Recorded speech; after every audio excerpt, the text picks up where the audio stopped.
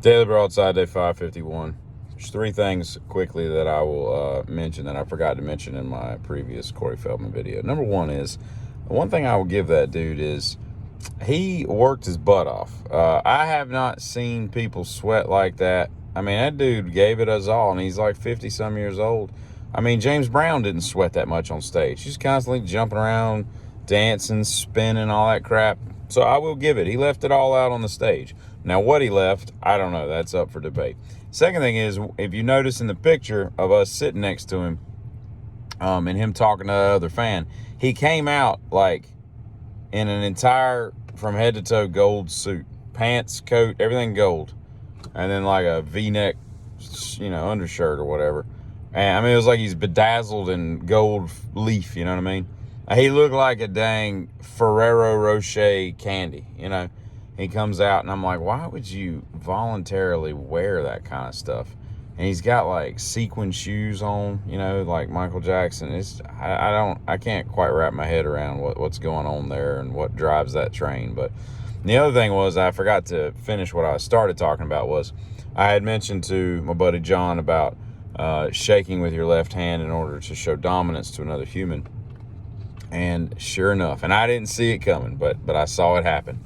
He goes to shake Corey Feldman's hand after he shook me and Teeter's hand, and he sticks his left hand out. And Corey Feldman, instead of switching hands, because he put his right hand out, and he withdraws it, and then he does one of these, and he just shakes it sideways. So he's got his right hand in John's left hand. And I've rarely been as proud of that boy as I was right then, because it worked perfectly. So there's the three things. And lastly, I'm keeping the VIP. I've decided to form an experiment to see how long it takes this thing to just rot off. And we're going to see what kind of material these things are really made of. So I may be wearing this for the next couple months or days. I don't know how long it takes for these things to rot and fall off. I'm going to treat this like the belly button of a newborn baby. It'll eventually just find its way to crusting off into the floor or whatever. I watched a video of a guy that was fighting off a bear, and he's in like a screened-in porch at his house, and he's got like a little doggy fence gate thing, and he's got these three little, rat dogs, these little tiny dogs, and all of a sudden a bear, not a huge bear, but, probably a 140-pound bear, something like that, comes through. And it comes over the gate, and starts trying to attack the dogs. And the guy, without thinking, just fight or flight, like he gets right in it, pushes the bear, hits him a couple times, shoves him, and the bear retreats, right? Now, I think that the bear was probably surprised by the fact that, there was a human in there, and he immediately took, and so he was probably like, whoa, what's going on here? Let's go find something easier to eat or whatever. So if he'd have been, he was startled by it all, right?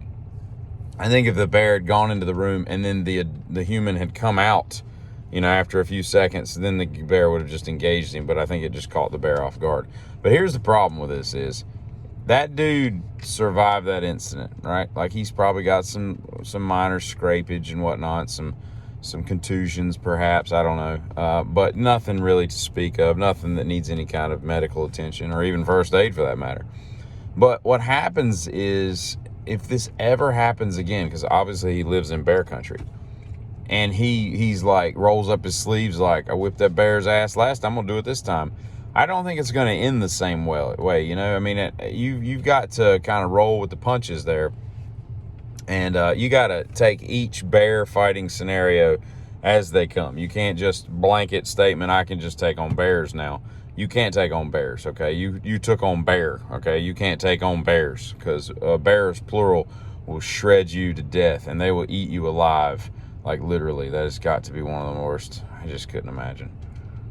There's some ruthless killers out there, And, the hyenas, I think they start with your asshole. I think they start eating you from the rectum in. I know they do that with, like, hippos and stuff like that, and that's got to be mildly uncomfortable. But anyway, I'll change the subject. I tried teaching my 13-year-old Pig Latin the other day, and I might as well have been teaching a dog Pig Latin, because he was looking at me like, why are you talking like this, and what is the point of this? And so I say to you, I think the new generations are I think Pig Latin is just a thing of the past. I think its prime has ended, and It's just nobody cares anymore. Not that they should, but nevertheless. I'm down here at the beach for a wedding. I'm getting ready to go to a beach wedding. I've never been to a beach wedding, so a little bit more about that maybe later on. But what I've noticed about the beach is there's 4 things that I've picked up on that just kind of came to my attention while I was down here in the last 24 hours or so. That 4 things that normal people don't really do back home. And that's pancake restaurants. There must be 700 pancake restaurants down here. And, I had breakfast for $28 this morning. $28 for a waffle. I mean, I get it. Batter doesn't cost anything. The markup is extremely high, as is all breakfast foods. But there's just pancake houses just lining the strip as far as you can see. Don't nobody go to pancake houses back home. There's IHOP and Waffle House. That's it. And most people don't go there on the regular, The second thing is these Santa stores, these Christmas shops, these year-round Christmas shops. I don't understand the infatuation with this. You go down to the beach and you want to shop for ornaments in July. And what is it about women specifically that this is something that they want to do? The next thing is strip clubs. And this is probably just a convenience thing. Guys come down here on golf trips. They're away from their wives. They want to see somebody with some, fairly large titties. And so they just sneak off into the dark and have a couple Miller Lights and throw some dollars out.